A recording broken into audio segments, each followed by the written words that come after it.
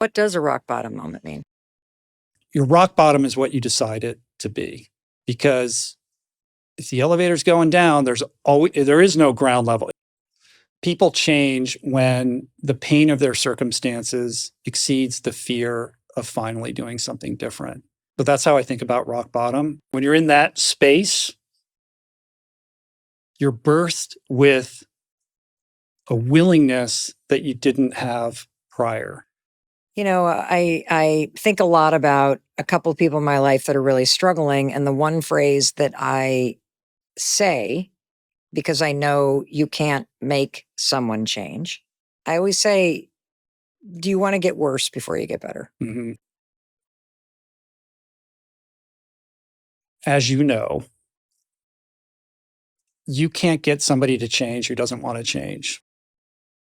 You cannot will willingness upon them,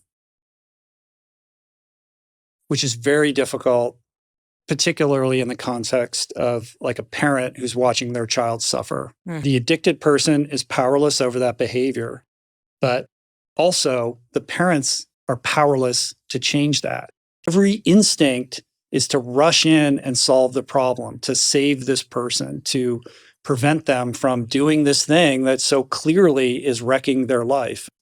So I think what you have to do is love the individual, not love the behavior, and create boundaries around yourself and that behavior. Like, I love you. You're clearly suffering. What you're doing, I'm not down with.